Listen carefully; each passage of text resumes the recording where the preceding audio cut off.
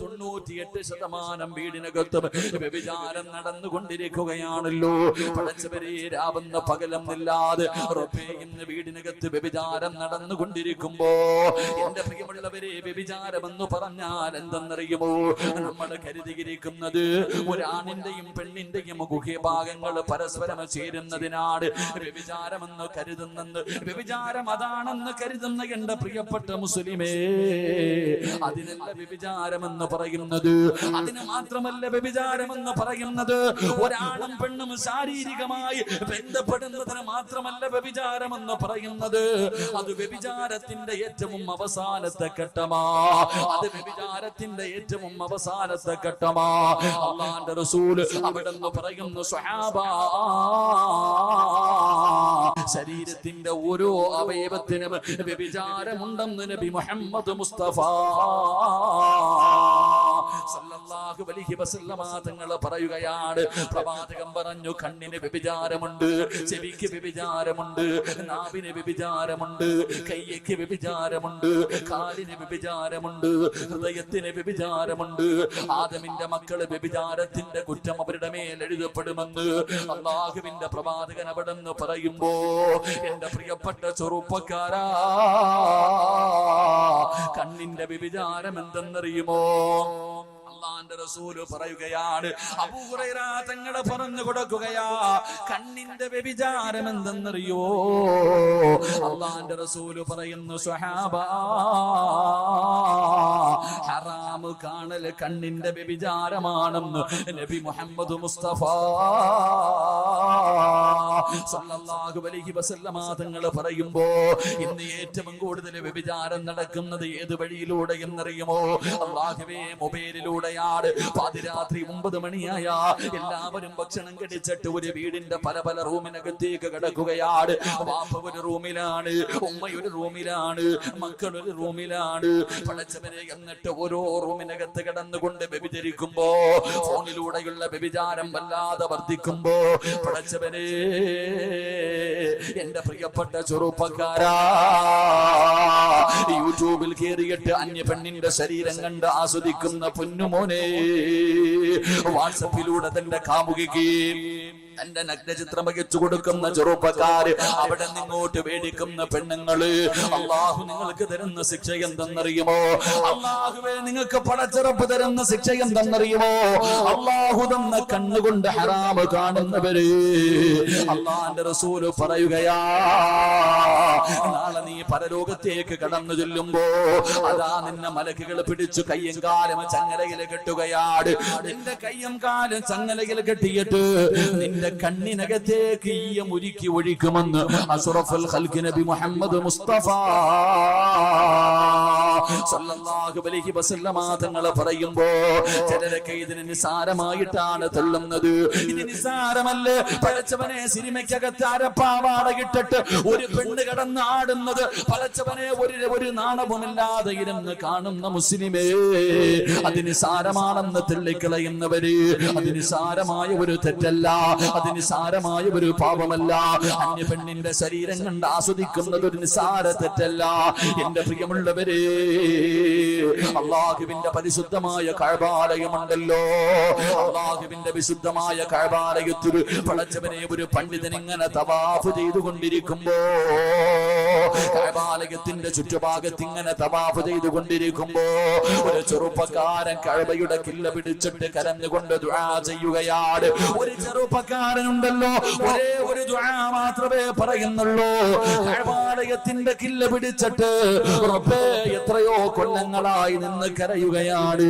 അവിടെ നിന്ന് ദുആ ചെയ്യുന്നത് എന്തെന്നറിയുമോ? അല്ലാഹുമ്മ ഖ്രിജ്നി മിൻ ഹാദിഹി ദുനിയാ മുസ്ലിമാ. ഒരു മനുഷ്യന് കഅബാലയത്തിന്റെ കില്ല പിടിച്ചിട്ട് എപ്പോ നോക്കിയാലും ഇതേ ദുആ മാത്രമാണ് പറയുന്നത്. എപ്പോ നോക്കിയാലും ഇതേ ഒരു വാചകം മാത്രമേ പറയുന്നുള്ളൂ. പൊട്ടിക്കരഞ്ഞുകൊണ്ട് ദുആ ചെയ്യുകയാണ്. അല്ലാഹുമ്മ ഖ്രിജ്നി മിൻ ഹാദിഹി ദുനിയാ മുസ്ലിമാ. അല്ലാഹുവേ, എന്നെ നീ ഒരു മുസ്ലിമാക്കി മരിപ്പിക്കണേ അല്ലാഹ്. എപ്പോ നോക്കിയാലും ഇതേ ദുആ മാത്രമാണ്. പാപങ്ങൾ പുറത്തു തരണേ എന്ന് ചോദിക്കുന്നത് പോലുമില്ല. ഇത് കണ്ടപ്പോ ആ ചെറുപ്പക്കാരനോടൊരു മനുഷ്യൻ ചോദിക്കുകയാണ്.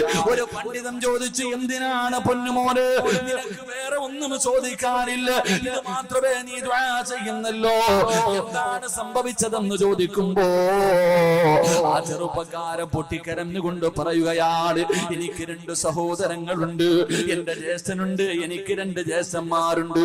അതിൽ മൂത്ത ജ്യേഷ്ഠനുണ്ടല്ലോ, ആ ജ്യേഷ്ഠന്റെ ജോലി എന്തെന്നറിയുമോ? അല്ലാഹുവിന്റെ പള്ളിയിൽ ബാങ്ക് വിളിക്കുന്ന മുഅദ്ദിനാ. എന്റെ സഹോദരൻ 40 വർഷം പള്ളിയിൽ ബാങ്ക് വിളിച്ച മനുഷ്യനായിരുന്നു. എന്റെ പ്രിയമുള്ളവരെ, ബാങ്ക് വിളിക്കുന്ന മനുഷ്യന്റെ പ്രതിഫലം അറിയുമോ? അല്ലാഹുവിന്റെ പ്രവാചകൻ അവിടെ നിന്ന് പറയുകയാണ്, ഈ നാട്ടിൽ ഏറ്റവും കൂടുതൽ പ്രതിഫലം കിട്ടുന്നത് ആർക്കെന്നറിയുമോ? ഈ പള്ളിയിൽ ബാങ്ക് വിളിക്കുന്ന മുഅദ്ദിനുണ്ടല്ലോ, ഈ പള്ളിയിൽ ബാങ്ക് വിളിക്കുന്ന മുഅദ്ദിനുണ്ടല്ലോ, ആ മനുഷ്യനാണ് ഈ നാട്ടിലെ ഏറ്റവും കൂടുതൽ പ്രതിഫലം കിട്ടുന്നതെന്ന് നബി മുഹമ്മദ് മുസ്തഫ സല്ലല്ലാഹു അലൈഹി വസല്ലമ തങ്ങൾ പറയുകയാ. ആ മനുഷ്യന് വേണ്ടി ബാങ്കിന്റെ ശബ്ദം കേൾക്കുന്ന സർവ്വചരാചരങ്ങൾ നാളെ പടച്ചറപ്പിന്റെ മുന്നിൽ സാക്ഷി നിൽക്കുമെന്ന് പ്രവാചകൻ പഠിപ്പിക്കുന്നു. നാളെ പരലോകത്ത് കടന്നു ചെല്ലുമ്പോ അല്ലാഹുവിന്റെ പള്ളിയിൽ ബാങ്ക് വിളിച്ച മനുഷ്യനുണ്ടല്ലോ, ആ മനുഷ്യന്റെ തല ഉയർന്നു നിൽക്കുമെന്ന് നബി മുഹമ്മദ് മുസ്തഫ സല്ലല്ലാഹു അലൈഹി വസല്ലമ തങ്ങൾ പഠിപ്പിക്കുമ്പോ ബാങ്ക് വിളിക്കുന്നതിന്റെ പ്രതിഫലമാണ്. എന്റെ പ്രിയമുള്ളവരെ, 12 കൊല്ലം ആരെങ്കിലും ഒറ്റയടിക്ക് ബാങ്ക് വിളിച്ചാൽ, 12 വർഷം ഏതെങ്കിലും ഒരു മനുഷ്യൻ ബാങ്ക് വിളിച്ചാൽ ആ മനുഷ്യന് സ്വർഗമുണ്ടെന്ന് നബി മുഹമ്മദ് മുസ്തഫ സല്ലല്ലാഹു അലൈഹി വസല്ലമ തങ്ങൾ പറയുമ്പോ ഈ ചെറുപ്പക്കാരൻ പൊട്ടിക്കരഞ്ഞുകൊണ്ട് പറയുകയാണ്, എന്റെ സഹോദരൻ 40 കൊല്ലമാണ് ബാങ്ക് വിളിച്ചത്. പടച്ചവനെ 5 നേരം നിസ്കരിക്കുന്ന മനുഷ്യനായിരുന്നു, നിസ്കാരത്തടമ്പുള്ള മനുഷ്യനായിരുന്നു, കയ്യിൽ കിട്ടുന്നത് സദഖ കൊടുക്കുന്ന മനുഷ്യനായിരുന്നു, അല്ലാഹുവിന്റെ പരിശുദ്ധമായ ഖുർആൻ ഓതുന്ന മനുഷ്യനായിരുന്നു. പടച്ചവനെ, രാത്രി കാലങ്ങളിൽ എഴുന്നേറ്റ് നിന്ന് തഹജ്ജുദ് നിസ്കരിക്കുന്ന മനുഷ്യനായിരുന്നു. പക്ഷേ എന്റെ ജ്യേഷ്ഠനുണ്ടല്ലോ, അവിടെ രോഗം പിടിച്ച് സക്കറാത്തിന്റെ അവസ്ഥയിൽ കിടക്കുമ്പോ എന്റെ പ്രിയപ്പെട്ട സഹോദരൻ 40 കൊല്ലം അല്ലാഹുവിന്റെ പള്ളിയിൽ അല്ലാഹു അക്ബർ അല്ലാഹു അക്ബർ അല്ലാഹുവിന്റെ പള്ളിയിൽ 40 കൊല്ലം ബാങ്ക് വിളിച്ച എന്റെ സഹോദരനുണ്ടല്ലോ, അവസാനം സക്കറാത്തിന്റെ അവസ്ഥ എത്തിയപ്പോ എന്നോട് പറഞ്ഞു, പരിശുദ്ധമായ ഖുർആൻ എടുത്തുകൊണ്ടുവരാൻ. എന്നോട് എന്റെ സഹോദരൻ പറഞ്ഞു, മോനെ ഖുർആൻ എടുത്തുകൊണ്ടുവാ. പടച്ചവനെ, ഞാൻ ചിന്തിച്ചു, എന്റെ സഹോദരൻ ഖുർആൻ ഒരുപാട് ഓതിയതാണല്ലോ, ആ ഖുർആൻ ഓതിയിട്ട് മരിക്കാൻ പോകുകയായിരിക്കും, അള്ളാന്റെ ഖുർആൻ കെട്ടിപ്പിടിച്ച് മരിക്കാനായിരിക്കും. ഖുർആൻ എടുത്തുകൊണ്ട് വരാൻ പറഞ്ഞപ്പോ ഞാൻ എന്റെ സഹോദരന്റെ കയ്യിലേക്ക് ഖുർആൻ കൊണ്ടുവച്ചപ്പോ അവിടെ നിന്ന് പറയുന്നു, കഫർതു ബില്ലാഹി ബിമാ ഉൻസില. പരിശുദ്ധമായ ഖുർആൻ കൊണ്ടുകൊടുത്തപ്പോ ആ ഖുർആൻ വലിച്ചു കീറുകയാണ്, അല്ലാഹുവിന്റെ പരിശുദ്ധമായ ഖുർആൻ വലിച്ചു കീറുകയാണ്. എന്നിട്ട് പറയുകയാ, എനിക്ക് ഈ ഖുർആനിൽ വിശ്വാസമില്ല. 40 കൊല്ലം അല്ലാഹുവിന്റെ പള്ളിയിൽ ബാങ്ക് വിളിച്ച മനുഷ്യനുണ്ടല്ലോ, അവസാന മരണത്തിന്റെ വേളയിൽ സക്കറാത്തിന്റെ അവസ്ഥയിൽ തന്റെ സഹോദരനോട് പരിശുദ്ധമായ ഖുർആൻ എടുത്തുകൊണ്ടുവരാൻ പറഞ്ഞു. ആ ഖുർആൻ കയ്യിൽ കൊണ്ടുകൊടുക്കുമ്പോ എനിക്കിതിൽ വിശ്വാസമില്ലെന്ന് പറഞ്ഞുകൊണ്ട് റബ്ബിന്റെ ഖുർആൻ അങ്ങ് വലിച്ചു കീറുകയാണ്. എന്റെ പ്രിയമുള്ളവരെ, ആ മനുഷ്യൻ പറയുകയാ, എന്റെ സഹോദരൻ കാഫിറായി മരിച്ചുപോയി. 40 കൊല്ലം അല്ലാഹുവിന്റെ പള്ളിയിൽ ബാങ്ക് വിളിച്ച മനുഷ്യര് അവസാനം തന്റെ മരണമെടുത്തപ്പോ പരിശുദ്ധമായ ഖുർആൻ എനിക്ക് വിശ്വാസമില്ലെന്ന് പറഞ്ഞ് അത് വലിച്ചു കീറിയിട്ട് കാഫിറായിട്ടാണ് മരിച്ചുപോയത്. എന്നിട്ട് പറയുന്നു, എന്റെ 2ാമത്തെ സഹോദരനുണ്ടല്ലോ, അതേ പള്ളിയിൽ തന്നെയാണ് ബാങ്ക് വിളിച്ചത്. 10 വർഷം എന്റെ സഹോദരനും അവിടെ 2ാമത്തെ സഹോദരനും 10 കൊല്ലം ആ പള്ളിയിൽ ബാങ്ക് വിളിച്ചു. അവസാനം എന്റെ സഹോദരനും മരണപ്പെട്ട് മരണപ്പെട്ടത് കാഫിറായിട്ടാ. ഇപ്പൊ ആ പള്ളിയില് ബാങ്ക് വിളിക്കുന്നത് ഞാനാണ്. ഇപ്പോൾ ആ പള്ളിയില് ബാങ്ക് വിളിക്കുന്നത് ഞാനാണ്. എന്തിനാണ് ഞാൻ കഅബാലയത്തിന്റെ മുറ്റത്ത് വന്നിരുന്ന് ദുആ ചെയ്യുന്നതെന്നറിയുവോ? അല്ലാഹുവേ, എന്റെ സഹോദരന്മാർക്ക് വന്ന ഗതി എനിക്ക് തരല്ലേ അല്ലാ, ആ ഗതി എനിക്ക് വരല്ലേ അല്ലാ എന്നുകൊണ്ട് കഅബാലയത്തിന്റെ കില്ല പിടിച്ചിട്ട് കരയുന്ന ചെറുപ്പക്കാര് പഠിച്ചവര്. ആ മനുഷ്യൻ ചോദിച്ചു, നിങ്ങളുടെ സഹോദരങ്ങൾക്ക് വല്ല ദുശീലവും ഉണ്ടായിരുന്നോ? നിന്റെ സഹോദരങ്ങൾക്ക് വല്ല ദുശീലവും ഉണ്ടായിരുന്നോ? ആ സമയത്ത് പെട്ടെന്ന് പറഞ്ഞ മറുപടി എന്തെന്നറിയുമോ? വഹുമായ നുറാനി ഔറാദുൻ നിസാ. പടച്ചവരെ, യതീംഖാനയുടെ മുന്നിൽ ഒരുമിച്ച് കൂടിയ മുസ്ലിമേ, നീ പറ, അള്ളാഹുവിന്റെ പള്ളിയിൽ 40 കൊല്ലം ബാങ്ക് വിളിച്ച മനുഷ്യൻ അള്ളാഹു കൊടുക്കുന്ന പ്രതിഫലം എന്താ? എത്ര നല്ല മനുഷ്യനാണ് പടച്ചവരെ, എത്ര നല്ല മനുഷ്യനാണ്. ആ മനുഷ്യൻ അള്ളാഹുവേ തഹജ്ജുദ് നിസ്കരിക്കുമായിരുന്നു, ഖുർആൻ ഓതുമായിരുന്നു, ദിക്റുകൾ പറയുമായിരുന്നു, സദഖകൾ കൊടുക്കുമായിരുന്നു. അള്ളാഹുവേ, ആ സൽക്കർമ്മങ്ങൾ ചെയ്തിരുന്ന മനുഷ്യർ അവസാനം കാഫിറായിട്ടാണ് മരിച്ചുപോയത്. അതിന്റെ കാരണം എന്തെന്ന് ചോദിക്കുമ്പോ, 2 സഹോദരങ്ങൾക്കും ഒരു ദുശീലമുണ്ടായിരുന്നു. 2 സഹോദരങ്ങൾക്കും ഒരു ദുശീലമുണ്ടായിരുന്നു. എന്തേ ദുശീലമെന്നറിയോ? ഔറാദുൻ നിസാ, പെണ്ണുങ്ങളുടെ ഔറത്ത് കാണുന്ന ഒരു സ്വഭാവമുണ്ടായിരുന്നു. എന്റെ പ്രിയമുള്ളവരെ, 2 പേർക്കും അല്ലാഹുവേ ഒരേ ഒരു ദുശീലം, അന്യ പെണ്ണിന്റെ ഔറത്ത് കാണുന്നവരായിരുന്നു. എന്റെ പ്രിയമുള്ളവരെ, ഞാനും നിങ്ങളും ഒന്ന് ചിന്തിച്ചു നോക്ക്. പടച്ചവനെ, നമുക്കും ആ സ്വഭാവമുണ്ടല്ലോ.